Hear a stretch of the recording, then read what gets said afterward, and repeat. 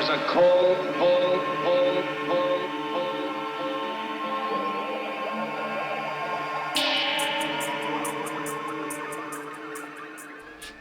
Hey! Salut vous! Et bienvenue dans cette nouvelle vidéo.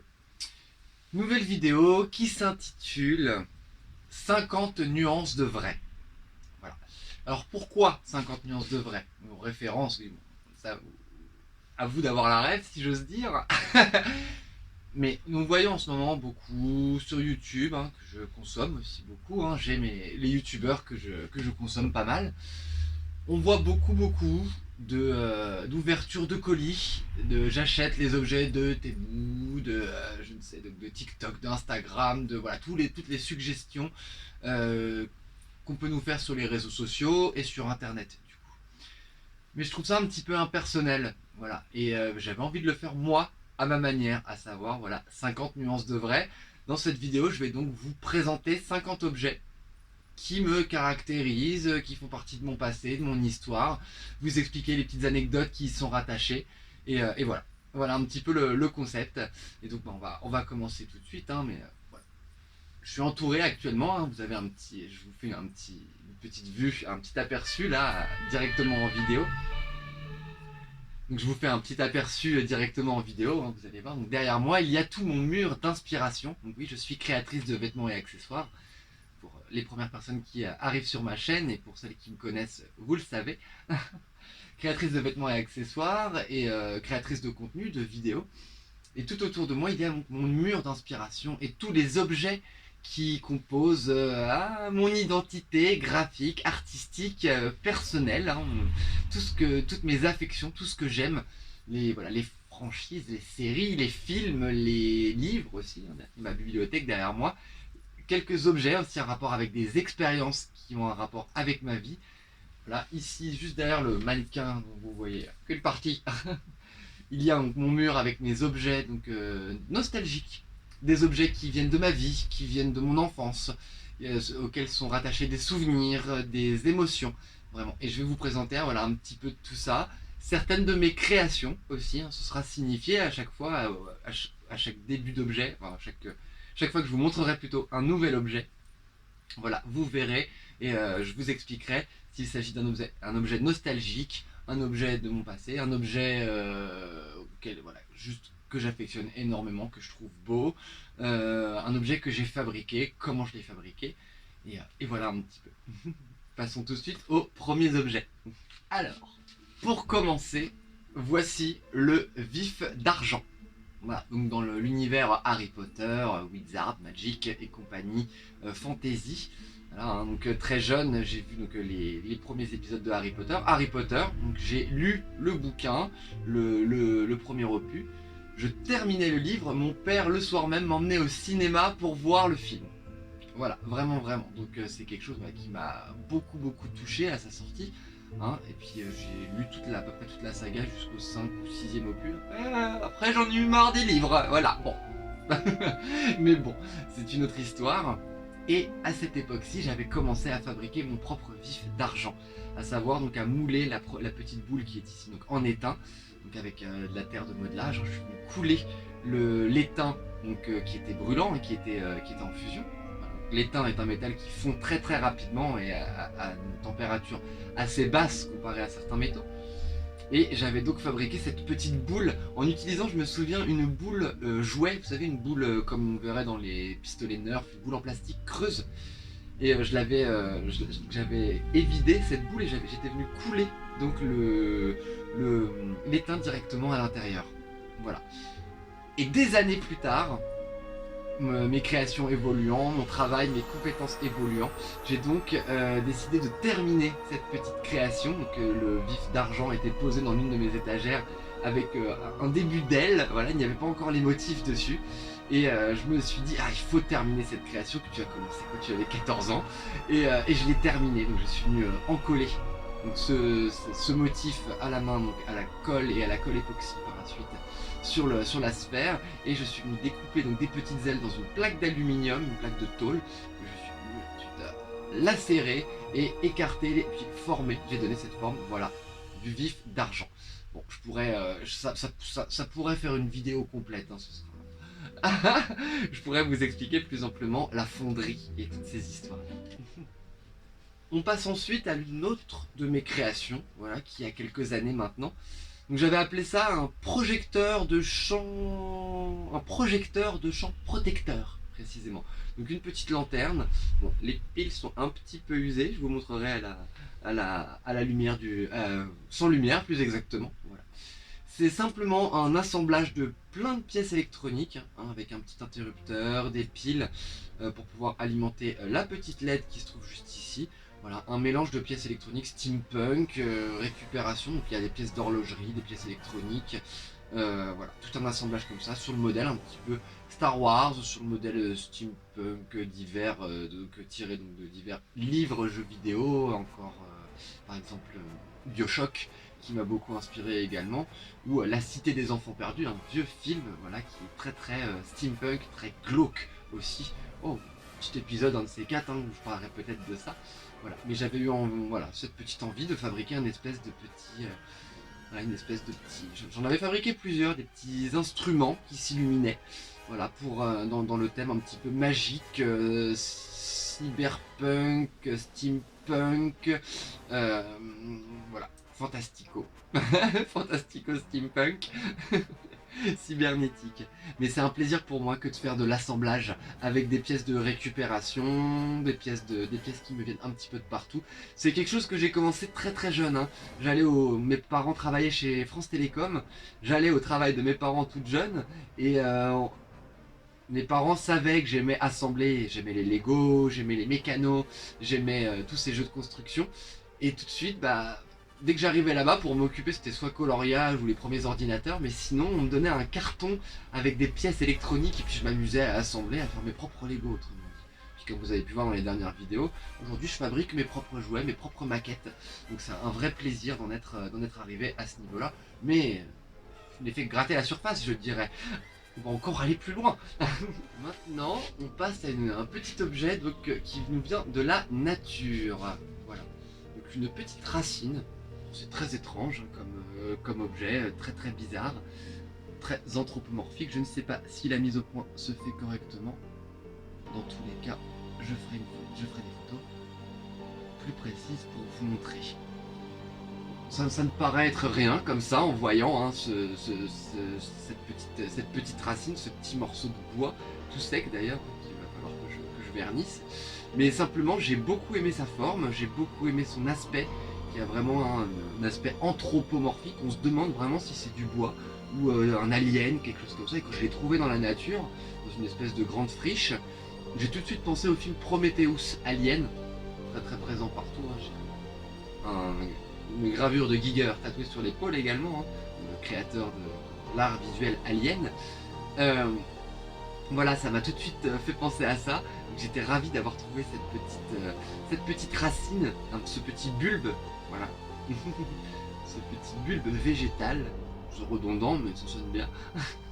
Et j'aime beaucoup cette petite racine. Ça n'a pas tellement de, voilà, comme je vous dis, hein, d'intérêt ou de valeur. On dit c'est juste un morceau de bois, mais que j'affectionne énormément pour sa forme, son aspect et ce qu'il m'évoque.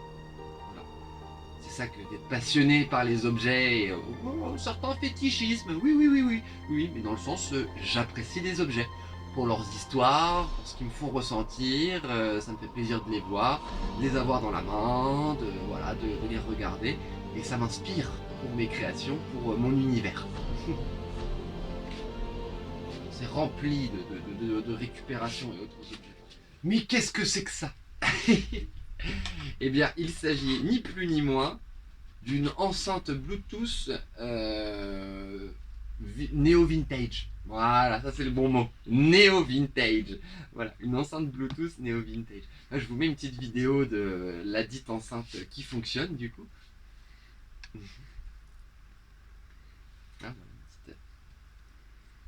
Une simple enceinte Bluetooth, hein, un vieux modèle, très très vieux modèle, les premiers modèles qui existaient, que j'ai imbriqués donc dans cette construction.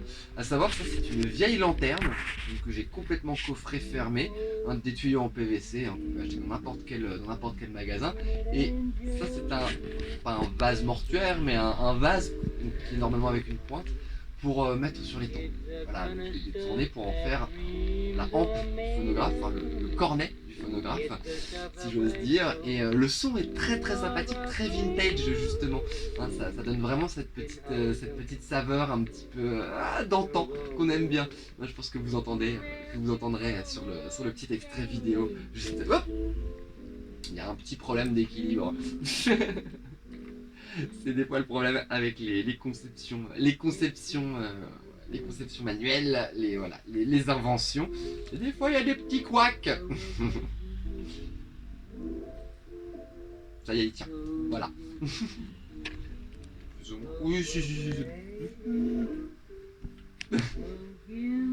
Donc voilà, une petite création. J'avais envie de le faire, je l'ai fait.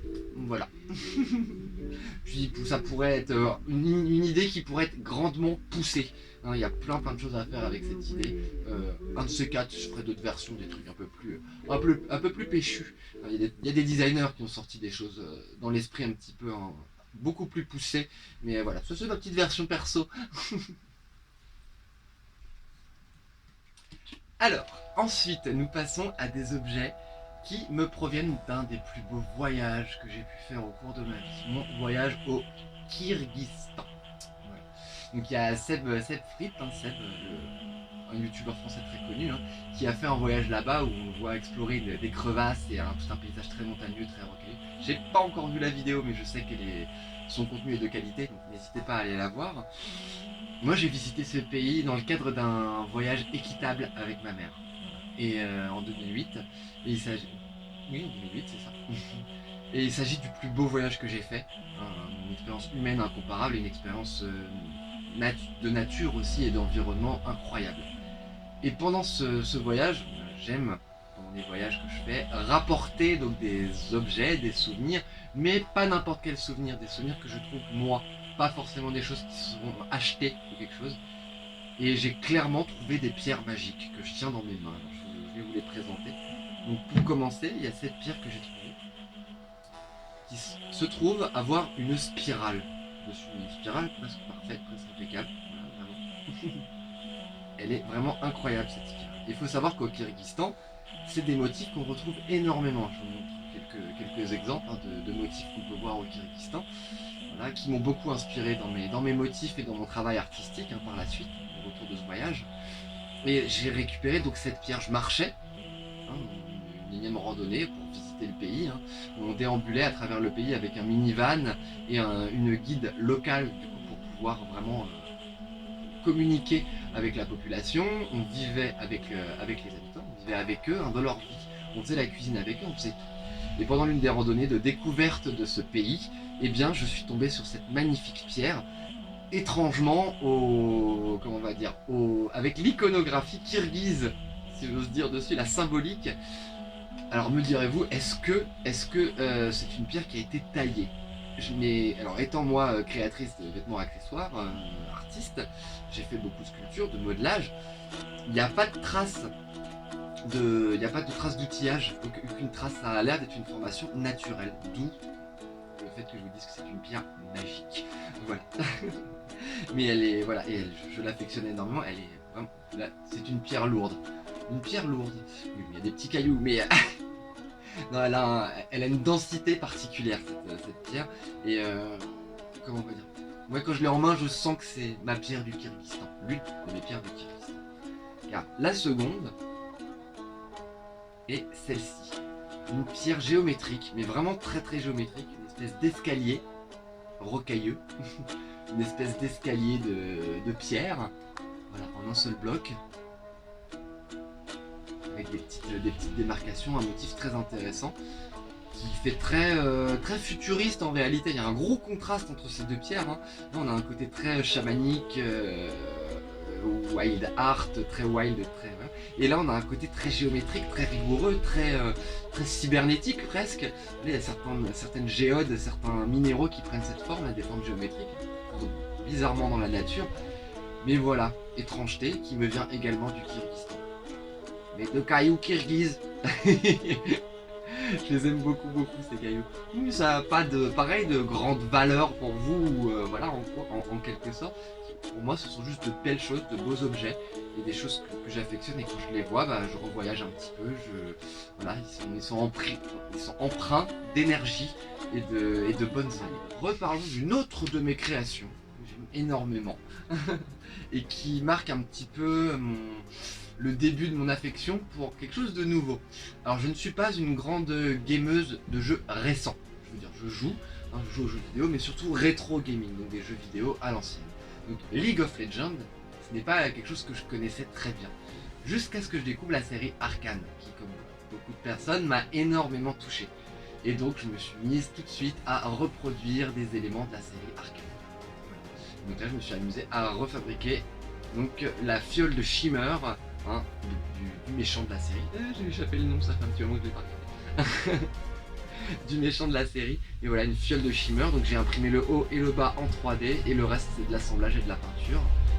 Voilà. Et j'ai fait d'autres éléments, hein, de la saga un petit peu, de la saga Arcane, et ce n'est que le début. Enfin, j'ai envie moi de m'amuser réellement à réaliser plein d'autres personnages et plein d'autres choses. N'hésitez pas à me contacter pour des défis créatifs, cosplay. J'ai toujours rêvé d'avoir cet objet, cet item venant de tel ou tel livre, de tel jeu, de tel film.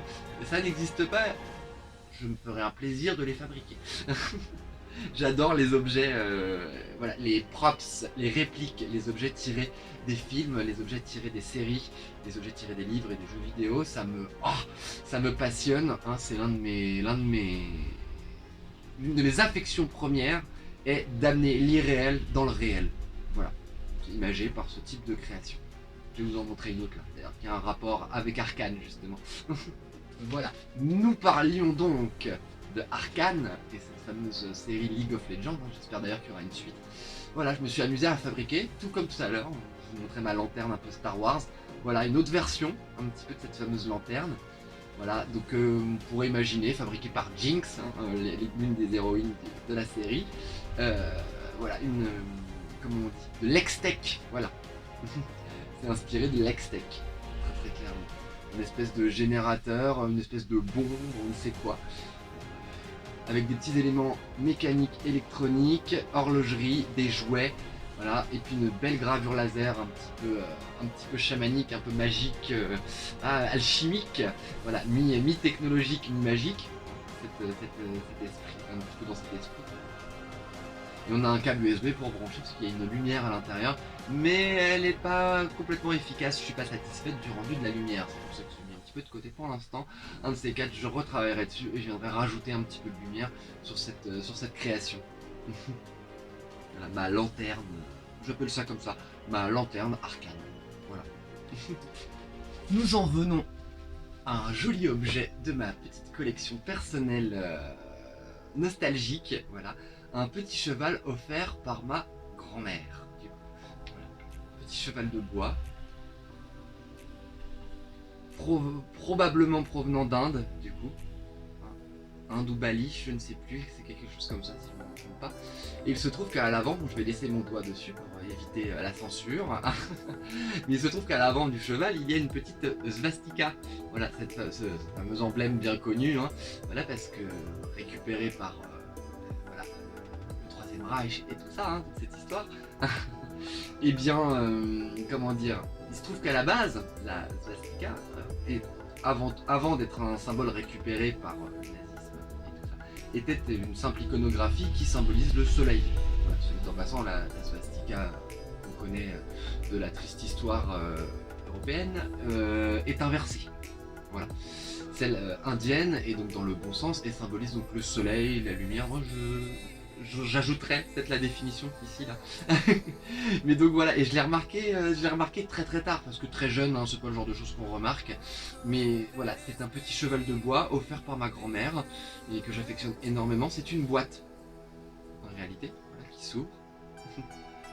Et je la conserve depuis, là je devais avoir, pas plus de 3-4 ans quand on me l'a offert.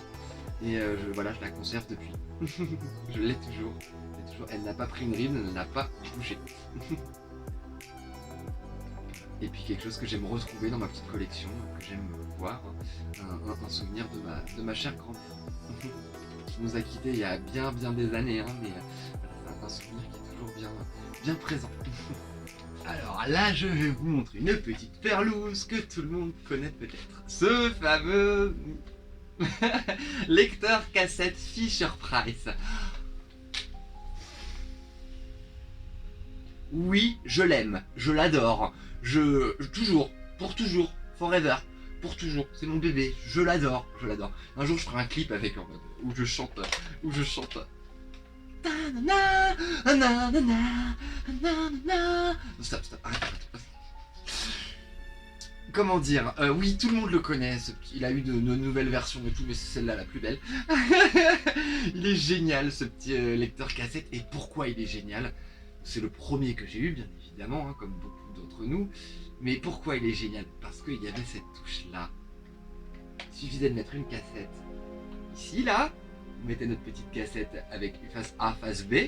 Hein, et après, on pouvait appuyer ici et s'enregistrer. Si c'est pas génial. C'est fait pour les enfants de 3-4 ans, voilà, de 3 ans, 3-4 ans. Hein. Mais si c'est pas génial. Et dites-vous que sur des cassettes 8 pistes, j'ai un enregistrement de ma voix avec mes parents dans la cuisine. Parce que par inadvertance, j'avais appuyé sur enregistrer et sur le micro. Et on m'entend moi en train de faire tomber un œuf et mon père qui fait ah, pas gentil.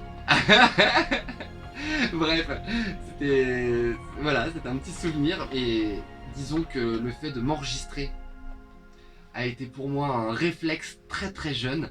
J'ai commencé avec ça. Par la suite, j'ai eu mon premier ordinateur. Hein, dans les années 2000, j'avais déjà un ordinateur à moi. C'était pas quelque chose de répandu à l'époque parce que mes parents travaillaient chez France Télécom. Donc j'avais accès à certaines technologies, des fois un petit peu en avance, si je puis dire. Voilà, on avait les ordinateurs du boulot, l'ordinateur portable du boulot. Comment dire, c'est là-dessus que j'ai découvert les premiers jeux 8 bits. Hein. Il y aura des épisodes, des vidéos là-dessus. Parce que génial. Et sur l'ordinateur, je pouvais m'enregistrer avec ce petit micro et l'enregistreur vocal sur lequel j'ai passé des heures à m'imaginer mes petites histoires juste en vocal. Voilà, c'était le début de mes enregistrements. Par la suite, il y a eu les caméras, le début des vidéos, mais tout ceci est une autre histoire. Voilà pourquoi j'affectionne énormément ce petit objet, parce que c'est la naissance de mon art de communication, d'expression. C'était le tout début. Voilà. Merci Fisher-Price. Non, mais cette vidéo n'est pas du tout sponsorisée, mais c'est un banger, hein, c'est un superbe objet, et puis tout le monde le connaît celui-là. Je retiens, c'est celui-là le plus beau. Hein. Toc, il marche encore, truc increvable. Voilà. Il n'y a plus de pile, hein, il marche maintenant sur secteur. Il y a un petit adaptateur derrière qui permet de le brancher sur secteur. Mais gros bébé. Passons maintenant à une petite création comme ça. Voilà. Il s'agit de la baguette du vent du jeu vidéo The Wind Waker sur GameCube, sur lequel j'ai passé des heures absolument succulentes, mais vraiment génial. Je l'ai recommencé plein de fois, j'aime beaucoup jouer avec les action replay, les codes, voilà, donc avec vie infinie, etc., tous les objets depuis le début du jeu. Il y en a qui aiment pas cheater, moi j'aimais bien, voilà, même si j'ai fini le jeu 3, 4, 5, 6 fois sans les codes, bien évidemment, je le connais par cœur. Et j'avais commencé donc à fabriquer. Voilà, dès l'arrivée de mon imprimante 3D, c'est l'une des premières choses que j'ai imprimées. Par la suite, j'ai imprimé donc la clé de boss, la boss key que vous voyez juste à ma droite ici, version miniature sur son petit support. Hop. Merci la police. Voilà, la petite boss key avec une petite étiquette derrière. Hein. Tout ceci imprimé en 3D, assemblé à la main, peint à la main également et à la bombe pour les grosses zones de couleurs. Et voilà, mon petit univers un petit peu The Wind Waker, parce que j'affectionne tout particulièrement toute cette histoire, tout cet univers. Voilà. Et il y a la grosse version de la boss key, de la clé de boss, avec un petit, voilà, juste à côté, un petit rupee. En soi qui ne provient pas du tout là de Zelda, mais je l'ai acheté ailleurs et il va très bien avec ma petite scénette Zelda dans tout mon petit aérobage d'objets. Il faut savoir que les baguettes magiques, c'est le prochain opus, la prochaine étape dont je vais vous parler, le prochain passage, les prochains objets dont je vais vous parler. Les baguettes magiques, c'est par ça que j'ai commencé à créer, si je puis dire. J'ai commencé à créer ma boutique de baguettes magiques en 2017. Voilà, et je vais donc vous en parler juste après, parce que j'en ai une quantité astronomique du coup. Hein, je suis un peu l'héritière de Ollivander, et il se trouve que j'ai énormément de baguettes magiques. Je vous montre ça tout de suite.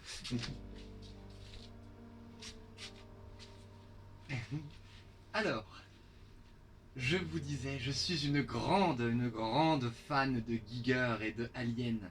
Et il y a quelques années, je me suis amusé à fabriquer mes propres facehuggers, donc ces fameuses bestioles qui attrapent la tête là et qui pondent les aliens à l'intérieur des humains.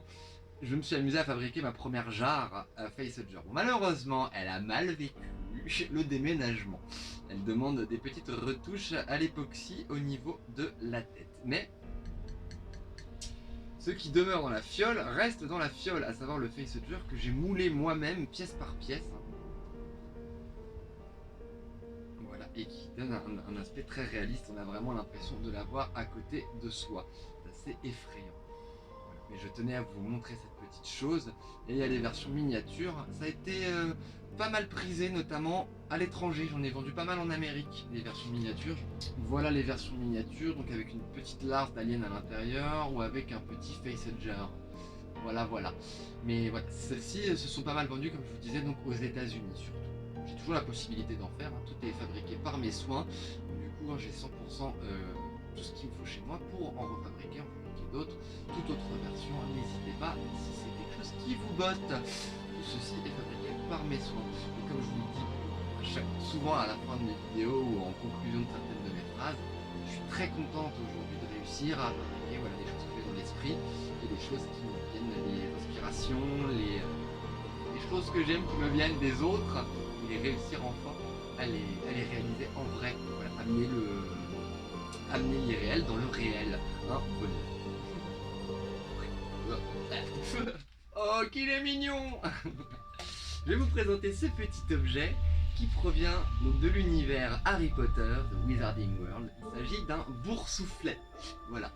Qui est dans sa petite prison de verre. On va le libérer un petit peu. On va lui faire prendre l'air un petit peu. C'est ma très chère amie... ma très chère amie Evie Calypso qui a fabriqué cette petite bête trop mignonne. Voilà. Elle a sa marque Sweet Arrogance que vous pouvez trouver sur Instagram, sur Facebook, hein, et sur Etsy si je ne m'abuse. Voilà. Et elle fabrique tout un tas de jolies petites créations issues de l'univers fantastique. Beaucoup de créations de harnais aussi et de pièces pour le corps. Magnifique, sublime. Ma chère Evie, je te salue au passage. Et je vous montre cette petite chose qui est trop mignonne et absolument trop douce. Non, je suis pas du tout gâteau. Absolument trop mignonne. Et je préfère la laisser dans sa petite boîte de verre parce que comme ça elle garde toute sa petite douceur à chaque fois que je la retrouve. J'adore ce petit bestiole, c'est trop mignon. Le petit boursouflet. Le petit boursouflet tout noir. Ça ressemble un petit peu à une noiraude aussi dans Miyazaki. Bon, rien à voir, mais voilà. C'est trop mignon. Petit boursouflet. On va le montrer en gros plan. Le petit boursouflet. Oh, qu'il est mignon. Oh, que la mignon. Non, je suis pas du tout gâteau. Voilà. J'aime beaucoup trop les trucs mignons. Voilà, c'est tout. Allez, retourne dans ta petite boîte. Bien à l'abri, petit boursouflet. Où je te tire les poils. Trop cute. Allez, on le ferme et on le remet. Je vous disais tout à l'heure, il se trouve que ma mère est céramiste. Voilà, pendant très longtemps, elle a fait beaucoup de sculptures. Alors c'est elle qui m'a transmise toute cette un peu la créativité, mon père également, mais le côté artistique c'était surtout ma mère. Et il se trouve qu'il y a quelques années, je lui ai dit est-ce que tu peux me faire un Groot? Voilà. Et elle m'a fait un jeu s'appelle Groot. Elle m'a fait un petit Groot trop mignon, un Groot pot de fleurs. Absolument trop mignon. Et voilà, et je lui ai demandé de le faire dans une terre chamottée. Une terre très rugueuse du coup, qui donne un aspect vraiment, nature, un aspect vraiment, on a l'impression que qu'il est en terre. Voilà. Qu'il est en terre. Je vous montre d'un peu plus près. Le petit Groot par ma chère maman. Voilà. Et aujourd'hui, il orne fièrement ma collection et je suis très heureuse de l'avoir avec moi dans ma collection. Voilà, ça me fait penser à ma chère Mounette, à ma chère Mamoun. Voilà, quand je le vois, et j'aime beaucoup cette petite bête. Voilà, à défaut d'acheter quelque chose, moi je l'ai en version homemade, fait maison. Des créations faites avec ma mère, et bien voici une autre du coup, une espèce de petit art toys donc, que j'ai designé moi donc à la main en dessin je veux dire. Ma mère l'a ensuite fabriqué donc en terre, c'est la céramique porcelaine celle-ci. Voilà, elle l'a cuit à l'atelier auquel elle avait accès. Et moi ensuite je me suis amusé à venir faire des motifs au feutre dessus. Ils se sont un tout petit peu ternis. On a toujours... Voilà, je vous montre un petit peu.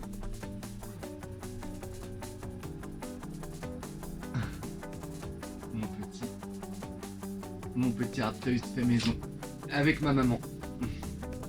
Et c'est des objets qui me touchent beaucoup et qui sont très très importants pour moi. Parce que ma maman elle est loin aujourd'hui. Allez, attention, elle est en vie. Mais elle habite en Bretagne aujourd'hui. Moi je suis en région parisienne et elle en Bretagne. Donc on se voit beaucoup moins. Et je suis très très heureuse d'avoir des souvenirs et des pensées comme ça qui habitent mon intérieur. Et qui me font penser à ma maman. Je ne vous ai pas encore parlé de mon affection tardive pour le monde de Yu-Gi-Oh! Voilà, il y a quelques années, j'ai fabriqué le dragon blanc aux yeux bleus qui sort de sa carte. Un petit peu de poussière. Voilà, c'était l'une des premières versions que j'ai faites. J'en ai pas refait depuis, mais j'aimerais bien. Il y en a qui ont leur business entier sur le fait de refaire des cartes comme ça et de les faire en grande version et en relief surtout. J'aime beaucoup ce principe. Je m'étais amusé à faire un peu ma version.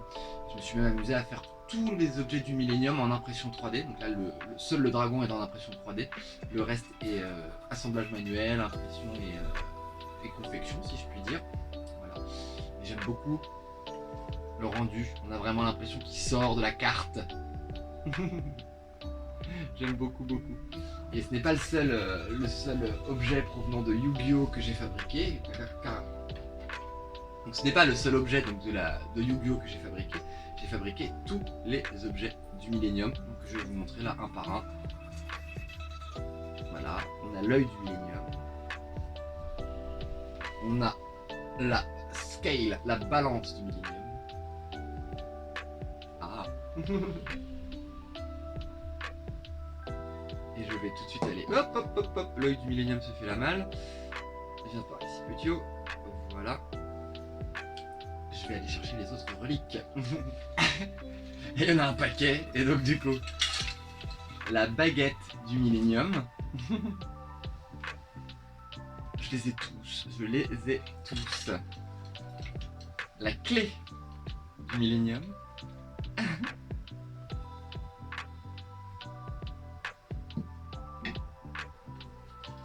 L'anneau du Millennium.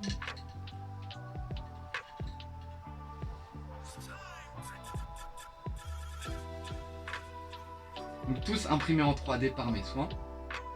Je ne les ai pas modélisés, hein. J'ai trouvé les fichiers sur internet. Et enfin, non pas des moindres, le puzzle du Millennium. Je les ai tous donc fabriqués.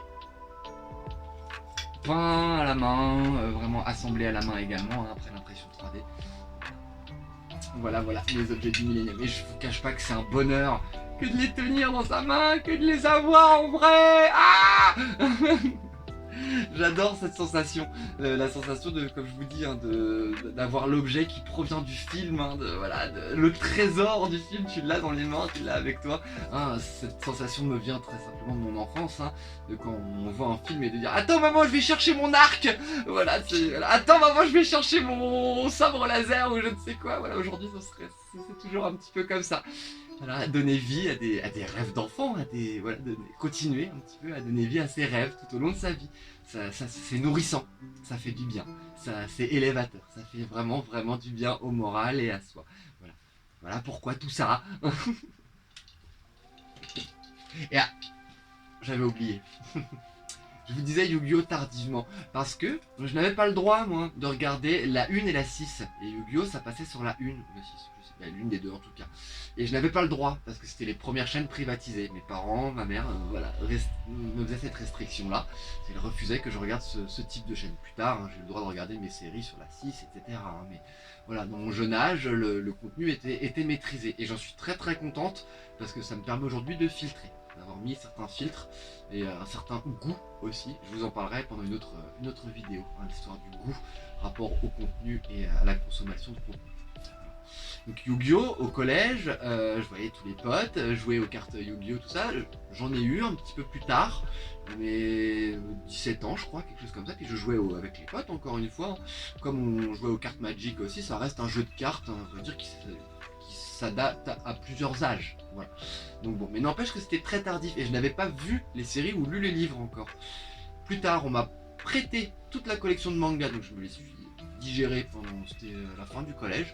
Je les ai tous lus. Voilà, j'ai beaucoup apprécié.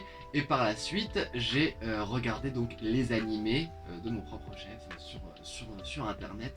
Et pareil, j'ai adoré, étant des pays du Maghreb, hein, tout ce qui a touché à l'Égypte. L'égyptologie m'a toujours beaucoup passionné depuis mon plus jeune âge.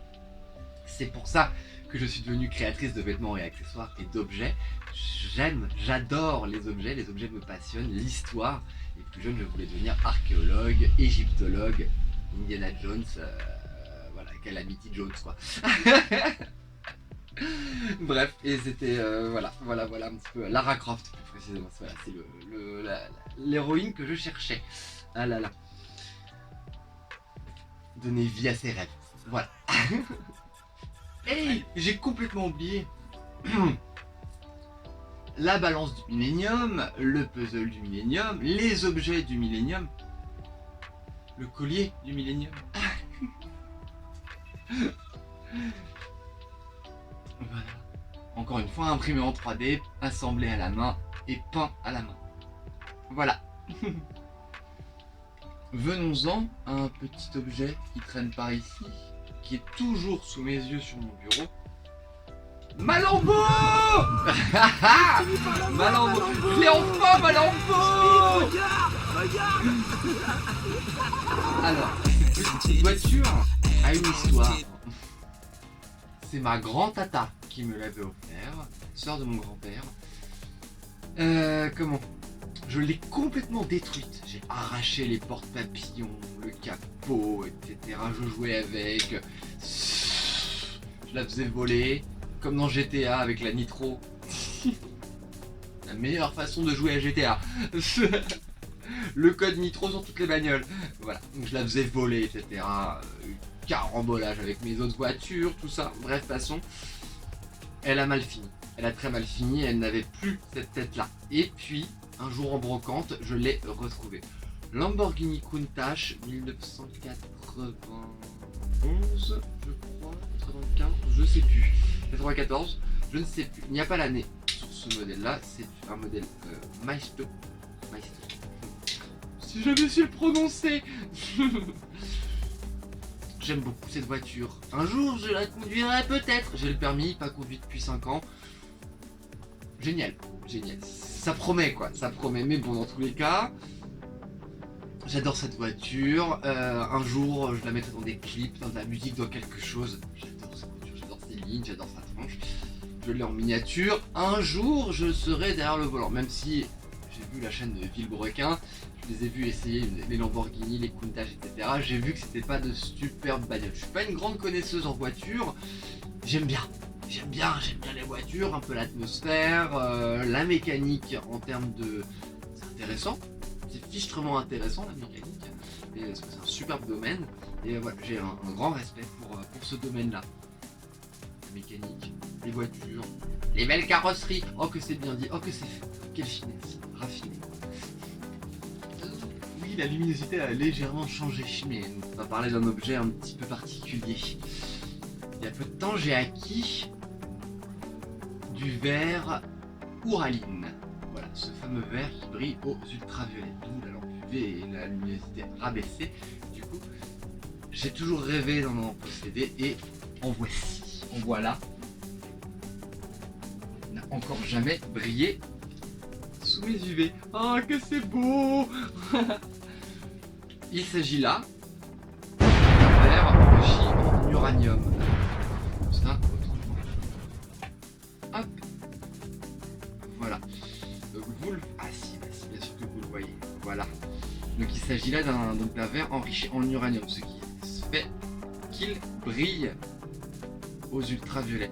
Bon, il n'y a rien de radioactif là-dedans, hein, ce n'est pas assez puissant, assez radioactif, je crois, pour intoxiquer l'humain. Hein, on le manipule. Mais à une certaine époque, c'était voilà, très normal que de fabriquer. Enfin, il y avait toute une tendance de fabriquer voilà, ce type de verre, l'ouraline. Et je trouve ça absolument sublime. Hein. Le fluo est quelque chose qui me passionne depuis toujours. C'est présent absolument partout dans mon appartement. Voilà, l'ouraline, qu'est-ce que c'est beau. Je pourrais regarder ça pendant des heures, c'est absolument sublime. J'espère que vous le voyez bien. C'est vraiment magnifique. Malgré la lumière, on voit les ultraviolets. Merci le néon.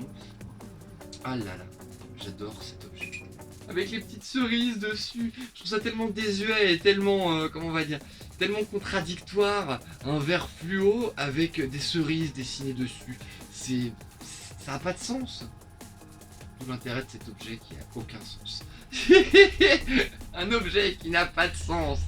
Voilà. Oh, c'est quand même mieux qu'un objet TikTok, Insta ou je ne sais quoi, je dirais. Plus d'histoire, plus de... Voilà. J'ai acheté sur une brocante Facebook. C'est incroyable. C'est vraiment incroyable ce verre. Pas d'overréaction, hein. Je l'avais jamais illuminé aux ultraviolets. Je savais que ça s'illuminait. Oh là, le bouchon, il est incroyable.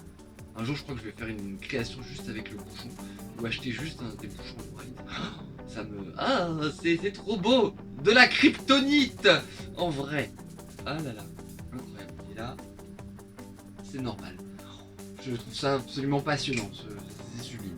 J'adore l'ambivalence des matériaux, quand ils ont deux visages, sous deux lumières différentes, dans deux états différents. Je trouve ça absolument passionnant. Vive la physique, vive la chimie. Certaines personnes, restons un petit peu dans les UV, c'est pas grave. Certaines personnes l'auront vu passer, ce magnifique objet. Donc, certaines personnes le connaîtront aussi, d'autres l'auront vu à d'autres endroits. Il s'agit d'un bol tibétain, donc un bol avec une résonance particulière. Il est en métal, du coup, hein, avec un sublime motif à l'intérieur, avec Ganesh à l'intérieur, une divinité à l'effigie de l'éléphant.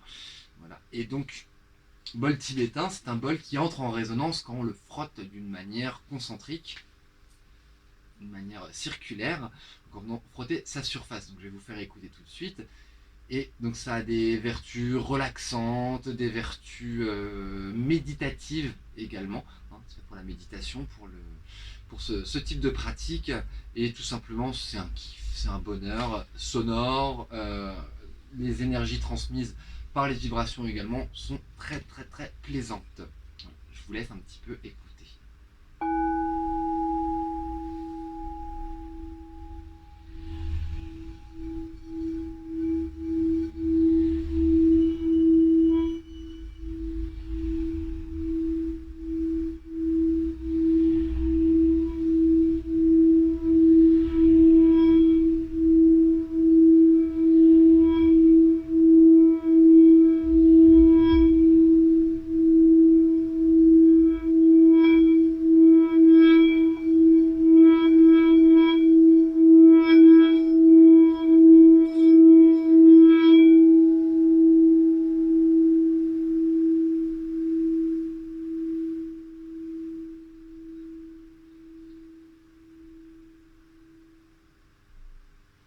Voilà.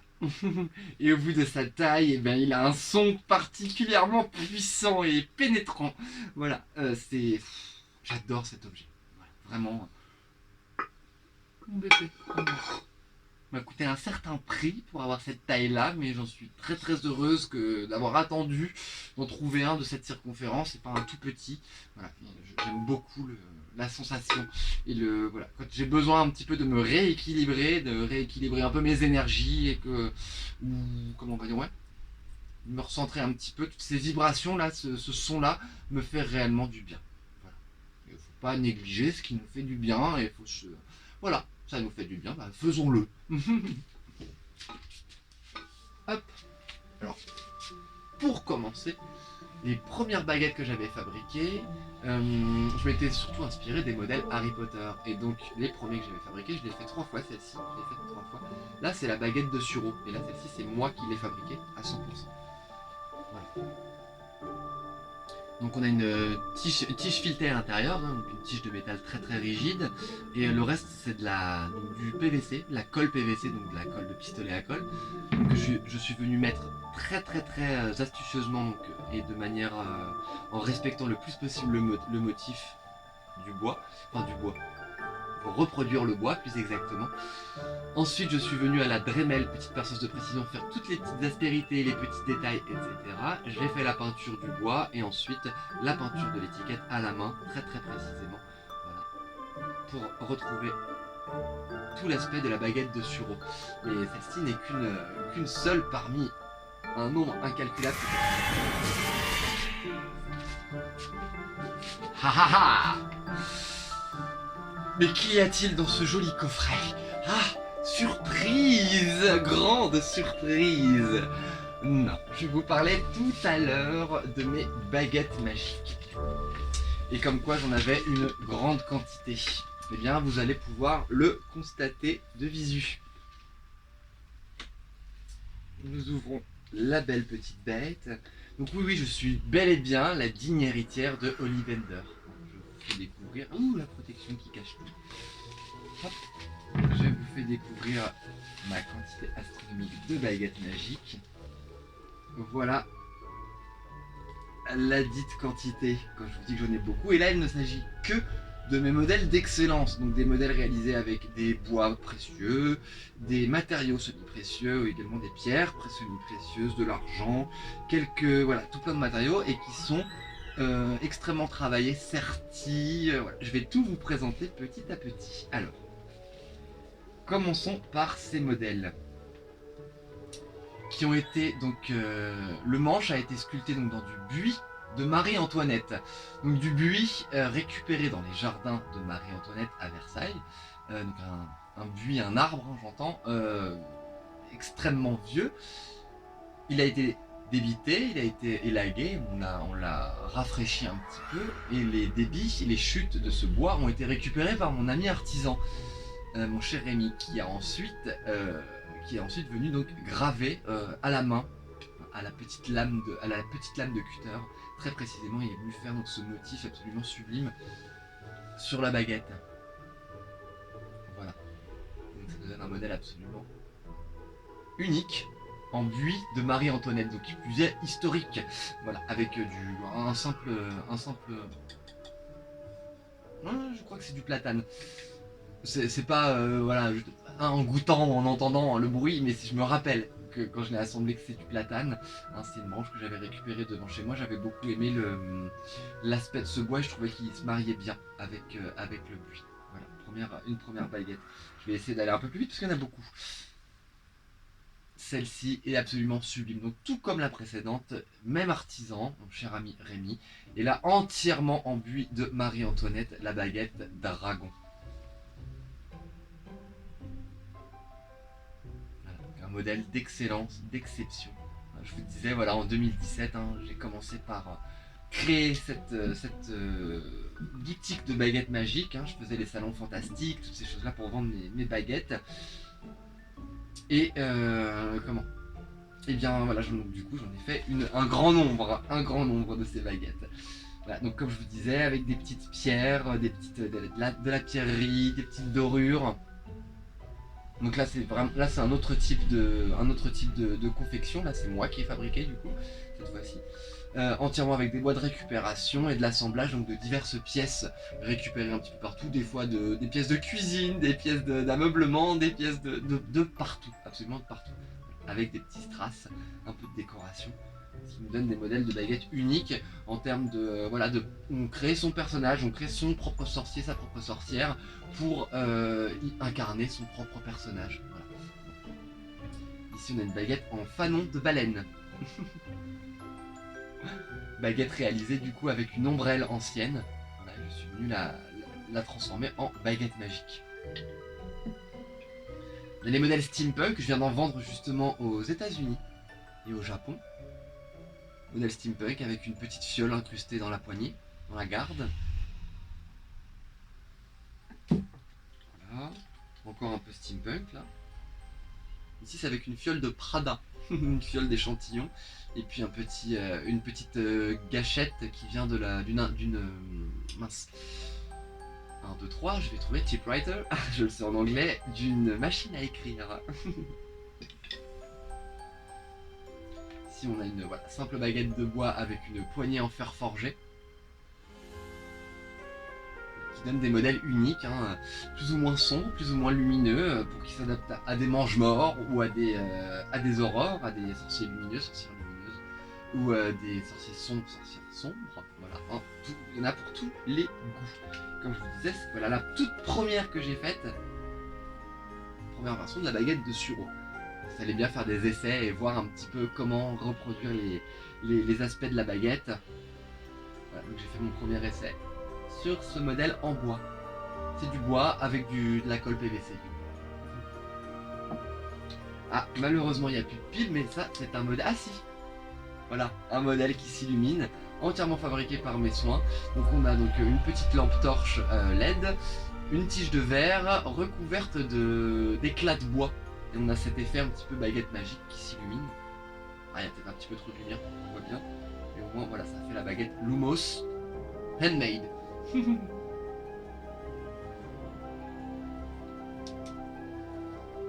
Là je vous disais des matériaux semi-précieux. Également on a avec des médaillons en argent achetés au marché médiéval de Compiègne.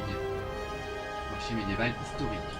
Des pièces qui sont inspirées ou réellement historiques, inspirées de modèles qui ont réellement existé dans l'histoire.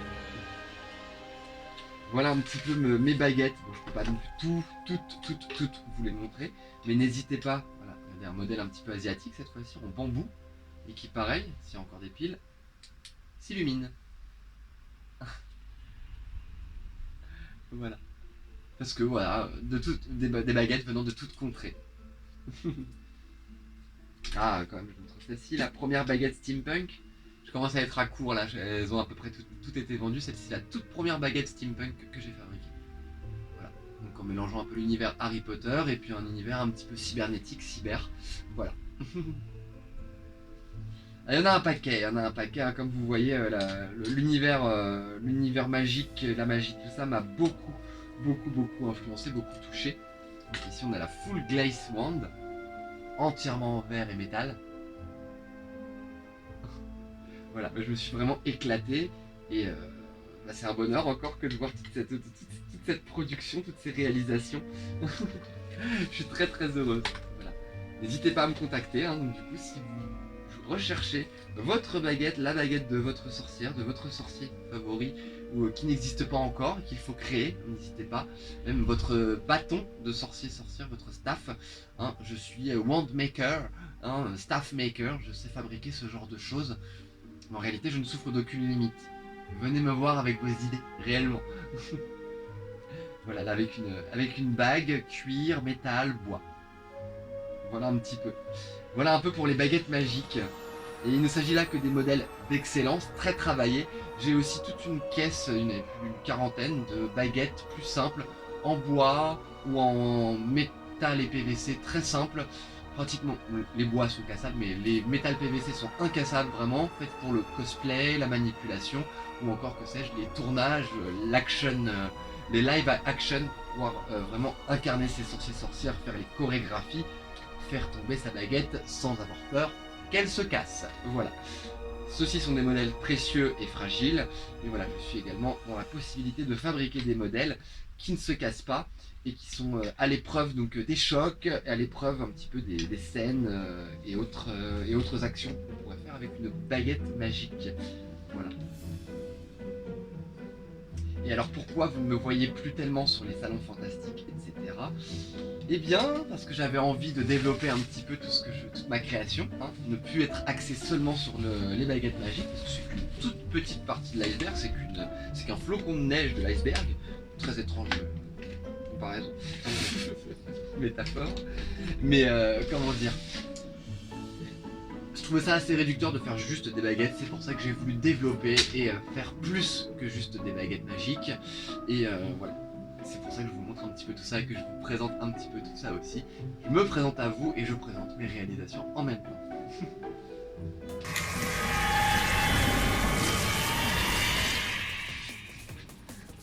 Oh oui, vous l'avez déjà vu celui-là, hein. Si vous me suivez un petit peu, celui-là vous l'avez déjà vu. Et oui, et je vous présente mon sac à dos Venom, du coup. Sac à dos que j'ai fabriqué entièrement de mes mains. Voilà, 5 jours de travail révolu, donc c'était vraiment totalité 5 jours de 8h à 23h, minuit j'étais dessus. Vraiment, en mousse cuir synthétique, hein, avec une poche à l'arrière pour pouvoir y glisser vraiment son matériel, hein, ordinateur portable, maquillage, bouteille d'eau, petits effets personnels. Voilà, avec le zip et les bretelles qui permettent de le porter. Alors bien sûr il est très gros, c'est du sac à dos genre performance, mais voilà, il y a quelques années j'ai surfé un peu sur ce délire de faire des sacs à dos à l'effigie donc soit donc de personnages connus ou d'animaux et autres. Voilà, ils sont tous ici. Voilà, j'ai fait une vidéo où je les montre un petit peu et je ferai une vidéo où je les présente tous bien comme il faut, hein, en bonne et due forme. Mais là je vous le montre un petit peu mieux. Voilà. J'aime beaucoup ce sac à dos, il y a beaucoup de mes compétences dedans, du moulage, travail des matières textiles, assemblage, bouclerie. Voilà, je suis très contente de cette réalisation et surtout elle a pas pris une ride. Il est solide le Venom quoi. Une seule fois la langue s'était décollée, mais elle ne bouge plus à présent, mais voilà, elle est même très mobile, mais mobile managée, mobile gérée. J'adore ce sac à dos, vraiment je l'aime beaucoup. J'aimerais beaucoup en faire d'autres, maintenant que je suis dans ce nouvel atelier, dans ce nouvel appartement, j'ai plus de place et l'envie d'en refabriquer. Je pense que le prochain ce sera un alien. Je vais galérer de ouf à faire en sorte que ce fameux alien soit creux, mais c'est l'un de mes défis que je veux me poser. Alors ce sera pas tout de suite, hein, mais c'est l'un des défis qui est là dans ma tête, qui traîne par-ci par-là, un sac à dos comme ça, mais alien. Ça viendra, hein mon bénin. Calme-toi. Moi je veux des copains pour jouer avec. Ou pour becter. Il est Venom quoi. Il est Venom. Il est un petit peu. Il faut faire le plein. Il lui arrive d'être.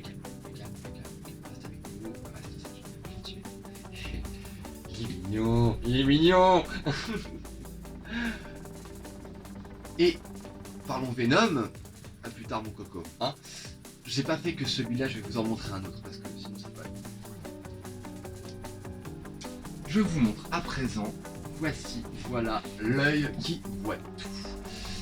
Ceci est de nouveau un sac à dos. Sac à dos 3D géométrique, comme je les appelle. Voilà, un sac à dos. L'œil qui voit tout. Voilà. Illuminati, voilà, toute autre croyance, etc. Hein, ce que vous voulez, mais non, c'est juste un sac à dos. Et avec ce fameux œil, voilà, une espèce de vision omniprésente, ce que vous voulez. Voilà. Et donc tout comme le Venom, il a une poche à l'arrière pour venir y glisser ses effets personnels et pouvoir transporter voilà, une bouteille d'eau, un petit ordinateur portable, quelques petits effets pour pouvoir se balader. Bon, bien évidemment, ce n'est pas les sacs à dos les plus pratiques, c'est les plus beaux. Mais c'est pas les plus pratiques bien sûr, mais voilà, si on peut performer un petit peu, surprendre avec son backpack, et ben on peut. Et n'hésitez pas à me contacter, les modèles que vous venez de voir sont des modèles que je fais sur mesure, et y compris les autres. N'hésitez pas, et surtout, si vous avez des envies, j'ai toujours voulu avoir ça sur mon dos, je suis là pour le fabriquer. N'hésitez pas à me contacter et à me proposer des défis comme ça, vraiment. Je disais donc, cette fameuse ceinture issue de l'univers Lady Mechanica, que je suis très fier de vous présenter. Donc un livre, un univers que j'apprécie énormément. Il y a quelques années, on m'a offert ce livre à mon anniversaire et ça m'a tout de suite beaucoup touché, beaucoup influencé. Donc un univers rétro-futuriste dans lequel donc Lady Mechanica évolue. Donc elle se réveille orpheline dans un endroit inconnu. Elle a des membres cybernétiques, les yeux du démon et certaines capacités. Comment dire, des yeux rouges, je veux dire. Voilà, cette histoire d'orpheline, de femme abandonnée qui doit retrouver ses origines bon, je vous cache pas que ça me touche énormément, étant une personne adoptée. Voilà, donc c'est quelque chose qui m'a beaucoup touché tout de suite, dès que j'ai eu ce premier livre. Et dès lors, j'ai décidé de fabriquer certains atours, certains objets qu'on voit donc dans le livre, notamment cette fameuse boucle de ceinture, c'est le premier truc sur lequel je me suis penché. Boucle de ceinture, pistolet également, je vais vous montrer juste après. Et voilà le résultat de cette fameuse ceinture Lady Mechanica, version 1, parce qu'il y a 3 versions là. Version 1. Et il faut savoir que j'ai montré cette création sur Instagram, elle est, comment on va dire, marquée au laser avec une petite dédicace à l'auteur Joe Benitez, que je salue au passage, et qui a commenté mon post Instagram en disant que c'était un très beau travail. Que le créateur de la BD me fasse ce commentaire, je peux vous dire que ça m'a beaucoup touché, c'est le plus beau commentaire que je pouvais avoir sur ma photographie. Il vient d'ailleurs de sortir le dernier opus que je viens d'acheter il y a quelques jours, je l'ai même pas encore ouvert, vous dire à quel point je suis dans la succulence et dans le... J'ai trop hâte de voir. Voilà, pour l'instant je regarde la couverture. Voilà. Pendant plusieurs jours. Non, c'est qu'il en sort un par an et je le savoure. C'est un livre que je savoure. Et en parlant de tout ce que ça a pu produire, je vais vous montrer la suite des objets Lady Mechanica que j'ai fait. La deuxième ceinture, version blanche du coup. Il s'agit là de la ceinture de l'antagoniste de Lady Mechanica, donc à savoir le méchant, la méchante. Donc sa rivale dans le livre. Voilà, donc entièrement réalisé par mes soins. Donc quand je dis ça, c'est que ceci a été imprimé en 3D, le crâne également. Mais cette pièce, ce fameux bastingage, cette boucle de ceinture avec les 2 anneaux, c'est le premier truc, l'un des premiers trucs que j'ai designé moi-même en 3D. Je suis parti de rien du tout. Voilà, et j'ai réalisé donc cette création, voilà, en partant vraiment donc, de rien. Le crâne, je l'ai trouvé sur une banque de données, je l'ai déformé et intégré donc par la suite à ma boucle de ceinture. Les deux sont imprimés séparément pour donner du coup ce résultat. Et par la suite, j'avais envie, donc j'ai fait également la version rouge. Je suis pas du genre série, du genre à faire plusieurs fois la même chose, etc. C'est quelque chose que je trouve redondant et qui me déplaît. Mais sur ce modèle, ça m'a plu. Ça m'a plu, sachant que c'est moi qui l'ai fait de A à Z, c'est pas pareil. Il y a même la version dorée qui attend juste là.